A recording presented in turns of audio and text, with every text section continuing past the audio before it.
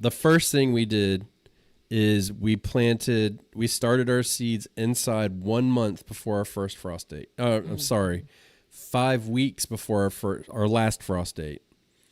So the reason why I said that is because the week before, when it's warm during the day, I start hardening them off because I want to get those plants in the ground as soon as humanly possible.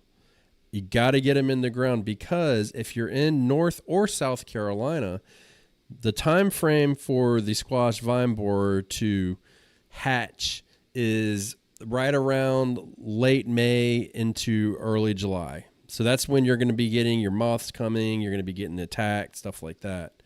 So the idea is to front load and get as much growing as possible and feed the crap out of it to make it grow fast and water it a lot. And you're going to get a lot off of it. But like Batavia and I both said, I have never had a squash that when it died, it did not look like it had leprosy. It was the worst biblical death of any plant ever. And it's every single time. And then on the other side of it is, like Batavia said, you could replant. But I don't like to do that because then I find myself, if I replant, let's say I run it, usually my squash goes around end of June, it'll die out. So in the end of June, if I pulled it and I put them back in, you're looking into September before they're coming out again. And then I'm missing a whole crop of fall plants that I can grow a lot of. So I don't really want to do that. And that's why every year I say I'm going to do 2 rounds and I only do 1. And I plant them right around 18 inches apart, give them plenty of space, and I don't get powdery mildew. But every kind of bug possible goes after them, everyone. Yeah. And I didn't even treat them this year. I just said, you know what, the hell with it. And I got the best I've ever gotten. So I don't know. Yeah, I'm definitely at the point of the season where I start to become more reflective.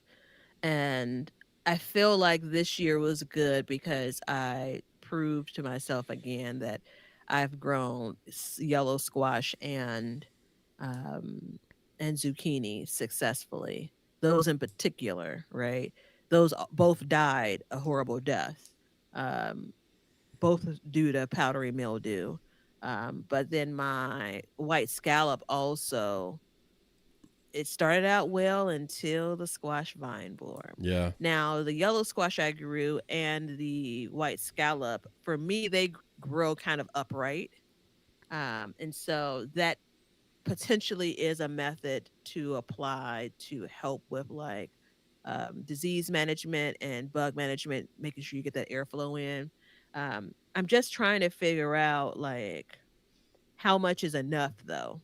Like I kind of feel like, very similar to some other plants for me. You kind of want it until you don't want it anymore. Like you want as much of it as Yeah. you can get, and that's just a hard plant to get that from. Well, I would say the reason why I think it's so hard is because they're so susceptible to pests and diseases that you don't know what you're going to get. And Tanisha, by the way, 22 is, I think It's banged up. yeah, I mean, I think that's pretty good. So, Yeah, but 22 could come over the course of like 3 weeks though. yeah, it could. And So it I think depends how many it's plants you have and all that stuff. yeah, So yeah. I say that. But I So it did, may not be that it's just 22. It could be, you look up and now, your squash season is over. I did You 2 know. beds this year. Did you? And I wasn't happy with, well, first of all, my Desi squash that I love, I'm not growing Yeah. anymore. Oh, I'm come on. We're broke up with it, man. Yeah, we're Isn't moving. that the one that has the harder shell that you can That's store? no, you can't really store it, but it's Oh, okay. the skin on it's so tough that I'm like, you know what? It tastes delicious, but preparing it is just a nightmare. Oh, So yeah. I Yeah. said, and my wife's like, just stop, and I was like, fine. So we're gonna do more of the white bush, which we have in our shop, which I really like that. I Yeah, like that more than I yellow really squash. that's my favorite summer squash.